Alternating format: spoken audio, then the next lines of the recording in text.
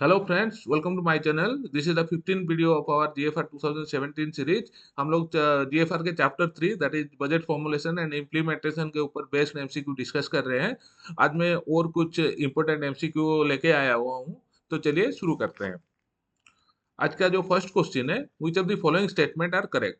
Option A बोल रहा है कि ए हेड ऑफ डिपार्टमेंट और कंट्रोलिंग अफसर shall be in a position to estimate the likelihood of saving और एक्सेस एवरी मंथ। हम लोगों ने अब तक ये देखा कि वेरियस लेवल पे, जैसे डीडीओ के लेवल में, अकाउंट्स अफसर के लेवल में, कंट्रोलिंग अफसर के लेवल में और एचओडी के लेवल में सारे एक्सपेंडिचर का डिटेल्स का रिकॉर्ड मेंटेन होता है। वो लोग पीरियडिकली मंथली बेसिस पे या फिर क्वार्टरली बेसिस पे अपना जो रिकॉर्ड को रिकॉन्साइल करते हैं और उसमें अगर कोई फॉल्ट है उसको डिटेक्ट करके रेक्टिफाई करते हैं। ऑप्शन ए बोल रहा है कि जो कंट्रोलिंग अफसर है और जो हेड ऑफ द डिपार्टमेंट है, वो उनका उस एक्सपेंडिचर के ऊपर इतना थॉरोली पकड़ रहना चाहिए कि मंथली बेसिस पे कितना सेविंग होगा या फिर एक्सेस होगा, उनको वो पता रहना चाहिए। राइट। अभी चलते हैं ऑप्शन बी में। द अकाउंट्स अफसर shall report to the head of the department concern immediately on the first appearance of any this proportionate expenditure, particularly in respect of recurring items or expenditure under any grant or appropriation or a primary unit of appropriation thereof। Option B ये बोल रहा है कि जो accounts अफसर है, वो अगर कोई डिसप्रोपोर्शनेट एक्सपेंडिचर नोटिस कर रहा है कोई भी ग्रांट या फिर अप्रोप्रिएशन के अंदर।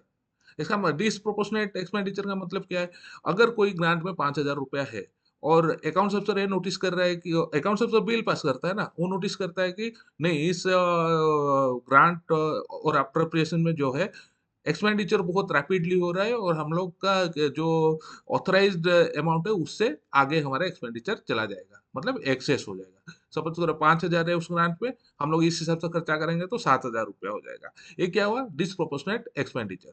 तो इस केस में क्या है कि अकाउंट्स अफसर इमीडिएटली एचओडी को इंटीमेट करेगा। ये खाली जो डिसप्रोपोर्शनेट एक्सपेंडिचर है, ये खाली एक्सेस होने पर नहीं होगा, सेविंग होने पर भी होगा। सपोज करिए एक मतलब ग्रांट और अप्रोप्रिएशन में 5,000 दिया हुआ है और एक्सपेंडिचर बहुत ही स्लो हो रहा है। सपोज इसको लगता है, अकाउंट अफसर को लगता है कि इतना स्लोली एक्सपेंडिचर करने पर हम लोग 2-2,500 रुपए ही खर्चा कर पाएंगे, 5,000 रुपया खर्चा नहीं होगा। तो उसको भी डिसप्रोपोर्शनेट एक्सपेंडिचर बोला जाएगा और उसका भी जो रिपोर्ट है एचओडी को अकाउंट्स अफसर इमीडिएटली देगा। होप आपको समझ आ गया है। अभी ऑप्शन सी में चलते हैं। However, the authority administrating a grant appropriation is ultimately responsible for the control of expenditure against the grant appropriation and not the accounts officer। ये बोल रहा है कि अकाउंट्स अफसर का रेस्पॉन्सिबिलिटी तो है, अगर डिसप्रोपोर्शनेट एक्सपेंडिचर हो रहा है तो वो एचओडी को इंटीमेट करेगा। लेकिन जो ग्रांट और अप्रोप्रिएशन का जो अल्टीमेट रेस्पॉन्सिबल कौन रहेगा? वो कंट्रोल ऑफ एक्सपेंडिचर का। तो कोई भी ग्रांट और अप्रोप्रिएशन का जो पैसा है उसका खर्चा करने का कंट्रोल अल्टीमेटली किसके पास रहेगा? एचओडी के पास रहेगा, जो अथॉरिटी एडमिनिस्ट्रेटिंग द ग्रांट और अप्रोप्रिएशन। इसमें अकाउंट्स अफसर का कोई रेस्पॉन्सिबिलिटी नहीं है। अकाउंट्स अफसर का खाली रेस्पॉन्सिबिलिटी ये है कि डिसप्रोपोर्शनेट एक्सपेंडिचर हो रहा है तो इंटीमेट करेगा हेड ऑफ द डिपार्टमेंट या फिर authority administrating the grant. Hope आप लोग को समझ में आया। अब हमने तीनों स्टेटमेंट पढ़ लिए और तीनों के तीनों करेक्ट है, तो हमारा आंसर जो है ऑप्शन डी होगा, all are correct and D is the correct answer. Next question में चलते हैं। Which of the following statement is correct with respect to excess of expenditure. Excess of expenditure जो है रूल 61 ऑफ जीएफआर में mentioned है। ठीक है। Option A बोल रहा है कि the account officer shall not allow any payment against sanction in excess of the budget provision. ये हमने पहले भी देखा था कि कोई भी ग्रांट या फिर प्रोविजन अप्रोप्रिएशन में जितना पैसा अलॉट हुआ है उससे ज्यादा खर्चा नहीं करना है और अकाउंट्स अफसर वो चीज को अलाउ नहीं करेगा। ऑप्शन बी ये बोल रहा है कि this can only be done with specific approval of the chief accounting authority. Suppose करिए अकाउंट अफसर को लग रहा है कि अगर इस हिसाब से खर्चा होगा और एक्सेस खर्चा होने वाला है, तो वो क्या करेगा कि चीफ अकाउंटिंग अथॉरिटी से उसको स्पेसिफिक अप्रूवल लेना पड़ेगा उस बिल को पास करने के लिए। सपोज करिए 5,000 रुपया खर्चा होना है, 7,000 रुपया खर्चा हो रहा है, तो 5,000 रुपया फंड में है, 7,000 रुपया खर्चा होने वाला है, मतलब 2,000 रुपया एक्सेस खर्चा हो रहा है। वो जो 2,000 एक्सेस खर्चा करने के लिए अकाउंटिंग ऑफिसर क्या करेगा? चीफ अकाउंटिंग अथॉरिटी का स्पेसिफिक अप्रूवल लेगा कि 2,000 रुपया एक्सेस खर्चा हो रहा है और आप नेसेसरी एक्शन लो। ठीक है। अब ऑप्शन सी ए बोल रहा है कि द फाइनेंशियल एडवाइजर और the chief accounting authority before according concurrence for excess under any head shall ensure availability of funds through reappropriation supplementary demand for grant। अब जब अकाउंटिंग ऑफिसर ने बता दिया चीफ अकाउंटिंग अथॉरिटी को कि ये हमारा ये पार्टिकुलर ग्रांट और अप्रोप्रिएशन हेड में इतना पैसा एक्सेस खर्चा होने वाला है, तो वो क्या करेगा, जो चीफ अकाउंटिंग अथॉरिटी और फाइनेंशियल एडवाइजर है, वो लोग पहले इंश्योर करेंगे availability of fund. Availability of fund कैसे हो सकता है? इधर वो पार्टिकुलर अप्रोप्रिएशन के अंदर रीअप्रोप्रिएशन करना पड़ेगा। दो ऑब्जेक्ट हेड में सपोज करिए, जो primary head unit of expenditure है, उसमें एक में सेविंग हो रहा है और एक में शॉर्टेज पड़ रहा है। तो क्या होगा, जो सेविंग वाला है उसको जहाँ पे शॉर्टेज हो रहा है उसमें ट्रांसफर कर दिया जाएगा, उसको क्या बोला जाता है, रीअप्रोप्रिएशन। अब इधर रीअप्रोप्रिएशन होगा, अगर सेविंग नहीं है तो क्या करेंगे, सप्लीमेंट्री डिमांड फॉर ग्रांट वो लोग पुट अप करेंगे। सप्लीमेंट्री डिमांड फॉर ग्रांट के बारे में हम लोग आगे पढ़ रहे होंगे, ठीक है। अभी ए बी सी तीनों स्टेटमेंट करेक्ट है, तो इसका भी आंसर ऑप्शन डी होगा, D all are correct. Next question में चलते हैं, which of the following statement is correct with respect to surrender of saving. Surrender of saving जो है रूल 62 में मेंशन्ड है, और ऑप्शन ए बोल रहा है कि departments of the central government shall surrender to the finance ministry all the anticipated saving in the grant and appropriation controlled by them before the close of the financial or year or date prescribed by the finance ministry। ये option A बोल रहा है कि जो भी department of central government है, उनको तो अप्रोप्रिएशन और ग्रांट के हिसाब से पैसा मिला हुआ है, लेकिन उनको अगर लग रहा है कि उनका काम होने के बाद पैसा बच जाता है, तो वो लोग क्या करेंगे कि उसको फाइनेंस मिनिस्ट्री को सरेंडर करेंगे। कोई भी ग्रांट है, कोई भी अप्रोप्रिएशन है, वो एक पर्टिकुलर फाइनेंशियल ईयर के लिए होता है। उस फाइनेंशियल ईयर अगर खत्म होने वाला है और आपके पास पैसा बच जा रहा है, तो उसको आपको फाइनेंस मिनिस्ट्री को सरेंडर करना पड़ेगा, ठीक है। और ये कब होता है, इधर फाइनेंशियल ईयर एंड होने से पहले उनको सरेंडर करना पड़ेगा, या फिर अगर फाइनेंस मिनिस्ट्री कोई पर्टिकुलर डेट दिया हुआ है कि इस डेट के अंदर अगर आप कुछ सेविंग एंटिसिपेट कर रहे हो तो आप उसको सरेंडर कर दो। होप आपको समझ में आया। अभी ऑप्शन बी में चलते हैं, the finance ministry shall communicate the acceptance of the surrender to the accounting officer before the close of the year.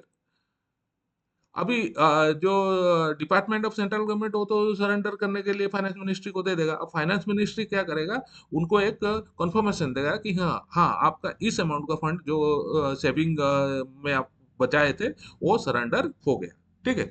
Option C में चलते हैं, the funds provided during the financial year and not utilized before the close of that financial year shall stand last at the close of the financial year. अगर आपके पास saving हो गया है, saving हो गया है और आपने उसको सरेंडर भी नहीं किया, तो क्या होगा, वो फाइनेंशियल ईयर खत्म होने पर वो अमाउंट लैप्स कर जाएगा, ठीक है। ऑप्शन डी में चलते हैं, no saving shall be held in reserve for possible future excess. इसका मतलब है कि फाइनेंशियल के ईयर के अंदर ही अगर आपके पास कुछ सेविंग हो रहा है, तो आप उसको इमिडिएटली फाइनेंस मिनिस्ट्री को इंटीमेट करके उसको सरेंडर कर देना है। अगर आपको आप ये सोचोगे कि नहीं, हम ये सेविंग को होल्ड करके रखेंगे और कोई जगह में अगर शॉर्टेज पड़ेगा हम उसको ट्रांसफर कर देंगे वहां पे, ऐसा नहीं होता है, ये नॉर्मल प्रैक्टिस नहीं है। आपको कोई भी सेविंग दिख रहा है तो आप उसको सरेंडर करना पड़ेगा, राइट। अभी option B C and A B C D चारों हम डिस्कस कर लिए, चारों के चारों करेक्ट है, तो हमारा जो आंसर होगा D all are correct, and D is the correct answer. Question number 64 में चलते हैं। क्वेश्चन नंबर 64 बोल रहे हैं, which of the following statement are correct. ये भी जो है उसी मतलब अपना रूल 62 के ऊपर बेस्ड है, सरेंडर ऑफ सेविंग के ऊपर। इसमें ऑप्शन ए बोल रहे हैं कि loss of expenditure particularly in the closing month of the financial year shall be regarded as a breach of financial propriety and shall be avoided. ये important है। तो कुछ लोग क्या करते हैं ना, जैसे कोई डिपार्टमेंट मिनिस्ट्री को कोई पार्टिकुलर हेड में कुछ पैसा मिला हुआ है, वो लोग क्या करेंगे कि 9 महीने तक उसको खर्चा नहीं करेंगे। फिर जब उनको लगेगा कि नहीं, फाइनेंशियल ईयर एंड हो रहा है, अब हमें पैसा वापस करना पड़ेगा, तो वो क्या करेंगे, धनाधन दे धनाधन मतलब उसको खर्चा करने लगेंगे। वो तो उसको बोलते हैं क्या, रश एक्सपेंडिचर। तो क्लोजिंग मंथ से पहले रश एक्सपेंडिचर करना वो गुड जो फाइनेंशियल प्रोप्राइटी है ना, उसको डिफाइन करता है। तो इसीलिए उसको अवॉइड करना चाहिए। जो भी है आपका monthly expenditure plan, quarterly expenditure plan, उसी के हिसाब से आपको पैसा खर्चा करना है, ताकि लास्ट ऑफ द जो last quarter of the financial year है, उस टाइम में अननेसेसरी पैसा आपके पास बैलेंस नहीं रहना चाहिए। होप आपको समझ में आया होगा। अभी ऑप्शन बी में चलते हैं। The financial adviser of the ministry department shall ensure adherence to the stipulated monthly expenditure plan and the guideline issued in this regard by the budget division, department of economic affairs. जो मैं आपको बताया, जो भी grant और appropriation कोई भी department को दिया जाता है ना, उसका मंथली एक्सपेंडिचर प्लान जो है वो पहले से ही बना हुआ रहता है कि क्या किस मंथ में कितना एक्सपेंडिचर होगा। और वो जो स्पेंडिंग अथॉरिटी है ना, वो मंथली मीटिंग करते हैं और वो लोग मतलब देखते हैं कितना खर्चा हुआ, जितना हमारा प्लानिंग में मंथली एक्सपेंडिचर प्लान था उसके हिसाब से हम खर्चा कर पा रहे हैं कि नहीं। अगर खर्चा नहीं कर पा रहे तो नेक्स्ट मंथ उसको थोड़ा स्पीड अप करना है। तो जो मंथली एक्सपेंडिचर प्लान है वो कौन देता है? Budget division of department of economic affairs देता है, और उसको जो स्पेंडिंग डिपार्टमेंट है वो एडर करना पड़ेगा उनको। ठीक है। ऑप्शन सी में चलते हैं। The financial adviser of the ministry department shall ensure adherence to the stipulated quarterly expenditure plan and the guideline issued in this regard by the ministry of finance from time to time. एक तो हो गया monthly expenditure plan, और एक होता है quarterly expenditure plan. मतलब आप देखिए, एक्सपेंडिचर को स्मूथली करने के लिए ना एडवांस में सारे चीज डिसाइडेड है। अब जो कंट्रोलिंग ऑफ फाइनेंशियल एडवाइजर है और जो मिनिस्ट्री ऑफ डिपार्टमेंट का जो चीफ अकाउंटिंग अथॉरिटी है, उनके जिम्मेदारी है कि वो एक्सपेंडिचर को कैसे कंट्रोल करेंगे कि वो स्मूथली एक्सपेंडिचर कैरी फॉरवर्ड हो। ठीक है, ये नहीं कि आप स्टार्टिंग ऑफ द फाइनेंशियल एकदम सारा पैसा खर्चा कर दे, या फिर पूरा पैसा को बचा के रखे और last quarter of the financial year में आप उसको जबरदस्ती खर्चा कर रहे हो। ऐसा नहीं होना चाहिए। उसका एक प्रॉपर प्लान है। मंथली एक्सपेंडिचर प्लान होता है, क्वार्टरली एक्सपेंडिचर प्लान होता है, जो कि मिनिस्ट्री ऑफ फाइनेंस के द्वारा दिया जाता है। उसको फॉलो करके आपको एक्सपेंडिचर करना है। राइट। अभी होप ये क्वेश्चन आपको समझ में आ गया होगा। पहला है तो रस एक्सपेंडिचर नहीं करना है। एट द मतलब लास्ट क्वार्टर तक आप पैसे को पकड़ के रखो, लास्ट क्वार्टर में सब खर्चा करो। या फिर आप आपको क्या करना है कि जो फाइनेंशियल एडवाइजर और मिनिस्ट्री डिपार्टमेंट का जो चीफ अकाउंटिंग अथॉरिटी है, उनको मंथली एक्सपेंडिचर प्लान को फॉलो करना है, और क्वार्टरली एक्सपेंडिचर प्लान को भी फॉलो करना है। ठीक है। ये तीनों के तीनों स्टेटमेंट हम डिस्कस कर लिए। ऑप्शन डी इसका करेक्ट आंसर होगा, क्योंकि तीनों के तीनों स्टेटमेंट करेक्ट है, and D is the correct answer. Next question में चलते हैं। Which of the following statement are correct with respect to expenditure on new service? Expenditure on new service, ये भी इंपॉर्टेंट है। रूल 63 में इसके बारे में लिखा गया है। तो ऑप्शन ए बोल रहा है कि the expenditure shall B incurred during a financial no expenditure shall be incurred during a financial year on a new service not contemplated in the annual budget for the year। जो annual budget होता है वो काफी comprehensive होता है। उसमें कौन सा डिपार्टमेंट में क्या खर्चा होगा उसके बारे में बिल्कुल सब कुछ डिसाइड होता है, और उसी के ऊपर बेस होके जो ग्रांट है और जो अप्रोप्रिएशन है वो दिया जाता है। ठीक है। तो ऐसा कोई भी सर्विस जो बजट में इंक्लूडेड नहीं है, उसके ऊपर एक्सपेंडिचर नहीं करना है। ये जो न्यू सर्विसेज का मतलब क्या है? न्यू सर्विसेज कब हो सकता है? देखिए, बजट पेश हो गया। बजट पेश होने के बाद जो आप डिपार्टमेंट ने जो डिमांड किया था उसको उसके बेसिस पे ग्रांट और अप्रोप्रिएशन के जरिए पैसा मिल गया। ठीक है। लेकिन मीन टाइम क्या हुआ, गवर्नमेंट ने अपना पॉलिसी चेंज कर दिया। वो चेंज ऑफ पॉलिसी के लिए जो कुछ नया खर्चा एक पार्टिकुलर डिपार्टमेंट को करना पड़ेगा, क्योंकि गवर्नमेंट ने अपना पॉलिसी चेंज कर दिया। उस टाइप का खर्चा जो होता है उसको न्यू सर्विस बोलते हैं, क्योंकि पॉलिसी चेंज हुआ। पॉलिसी चेंज होने पर नया रिक्वायरमेंट आया, और नया रिक्वायरमेंट को कैटर करने के लिए खर्चा करना पड़ रहा है। तो ऐसा वाला खर्चा जो न्यू सर्विस है वो एनुअल बजट में तो इंक्लूड नहीं होगा। तो उसके ऊपर जो अगर एनुअल बजट में और अप्रोप्रिएशन एक्ट में वो इंक्लूडेड नहीं है, तो एक्सपेंडिचर करना नहीं है। ये बोल रहा है ऑप्शन है। ठीक है। और ऑप्शन बी बोल रहा है this can only be done after obtaining supplementary grant or appropriation or in advance from the contingency fund during that year। Clear बात है, जो भी पैसा अलॉट हुआ है बजट में वो पार्टिकुलर सर्विसेज के लिए ऑलरेडी अप्रोप्रिएशन करके दिया गया है। तो उस उन पार्टिकुलर सर्विस के अलावा नया सर्विस के लिए वो पैसा खर्चा नहीं होगा। अगर आपको नया सर्विस के लिए पैसा खर्चा करना है तो आपको सप्लीमेंट्री ग्रांट लेना पड़ेगा या फिर कंटीजेंसी फंड से एडवांस लेना पड़ेगा, ठीक है। और ऑप्शन सी बोल रहा है कि the guideline to determine cases of new services new instrument of services are contained in annexure 1 to appendix 3।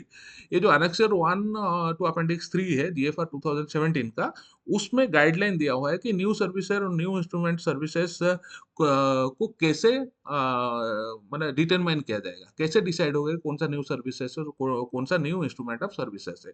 हमने न्यू सर्विसेज के बारे में तो मैं आपको बता दिया था, जो गवर्नमेंट का पॉलिसी चेंज होगा उसके वजह से कुछ एक्स्ट्रा कोई एक पार्टिकुलर चीज के लिए एक डिपार्टमेंट को एक्स्ट्रा खर्चा करना पड़ेगा तो न्यू सर्विसेज है, ठीक है। और ये जो न्यू इंस्ट्रूमेंट ऑफ सर्विसेज क्या है कि गवर्नमेंट का पॉलिसी चेंज होने पर एक मतलब जो सर्विसेज ऑलरेडी एग्जिस्ट है, जो अप्रोप्रिएशन ऑलरेडी एग्जिस्ट है, लेकिन वो गवर्नमेंट का पॉलिसी चेंज होने पर उस पार्टिकुलर अप्रोप्रिएशन में एक्स्ट्रा खर्चा खर्चा करना पड़ेगा, तो उसको बोलते हैं न्यू इंस्ट्रूमेंट ऑफ सर्विस।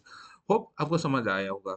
अभी option B, A B C तीनों हमने डिस्कस कर लिया और तीनों को तीनों करेक्ट है, तो हमारा आंसर ऑप्शन डी होगा, all are correct and D is the correct answer. Next question पे चलते हैं। Which of the following statement is are correct with respect to additional allotment for excess expenditures. ये rule 64 में mentioned है। Additional allotment for excess expenditure जो है वो rule 64 में मेंशन्ड है। ऑप्शन ए बोल रहा है कि a subordinate authority incurring the expenditure shall be responsible for seeing that the allotment placed at its disposal is not exceeded. और जो सबऑर्डिनेट अथॉरिटी है जो एक्चुअली खर्चा कर रहा है, वो क्या करेगा, रेस्पॉन्सिबल रहेगा कि देखने के लिए कि उसके पास जितना पैसा अलॉट हुआ है खर्चा करने के लिए वो उससे ज्यादा खर्चा नहीं कर रहा है, ठीक है। एक्सेस एक्सपेंडिचर उसके द्वारा नहीं हो रहा है, ठीक है। ऑप्शन बी ये बोल रहा है कि where any excess over the allotment is apprehended the subordinate authority shall obtain additional allotment before incurring the excess expenditure. अभी क्या हुआ कि उसको खर्चा करने के लिए सबऑर्डिनेट अथॉरिटी को 5,000 रुपया दिया हुआ है, और तो वो किसी भी हाल में 5,000 से ज्यादा का खर्चा नहीं करेगा, ठीक है। अगर उसे लग रहा है कि नहीं मुझे 5,000 रुपया मिला है और मेरा खर्चा 7,000 रुपया होगा, तो वो क्या करेगा, जो एक्सेस ओवर अलॉटमेंट उसको पता चल जाएगा एडवांस में, तो वो क्या करेगा, परमिशन लेगा, एडिशनल अलॉटमेंट का परमिशन लेगा to cater the excess expenditure, ठीक है। वो परमिशन मतलब ही will obtain additional allotment. Additional allotment कौन देगा फिर, जो कंट्रोलिंग अफसर है और जो एचओडी है, वो लोग एडिशनल डिमांड फॉर ग्रांट करेंगे या फिर कंटीजेंसी फंड से पैसा लेके उसको सबऑर्डिनेट अथॉरिटी को देंगे, ठीक है। ऑप्शन सी बोल रहे हैं for this purpose the authority incurring expenditure shall maintain a liability register in the form of GFR 3।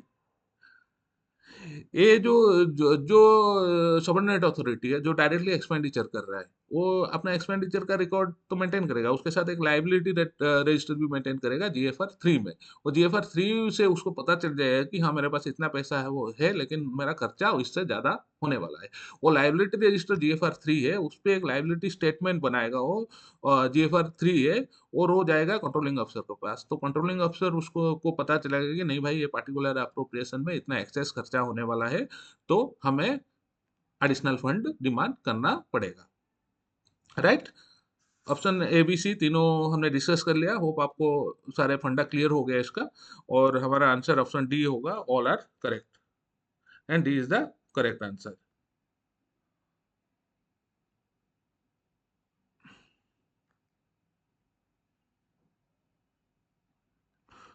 तो हम लोगों ने अभी काफी सारे क्वेश्चन डिस्कस कर लिया है, और होप आपको ये वीडियो पसंद आया होगा। आपको अगर वीडियो पसंद आ रहा है तो मेरा चैनल को लाइक और सब्सक्राइब करिए करिए। अगले वीडियो में फिर मिलते हैं, तब तक के लिए गुड बाय, थैंक यू।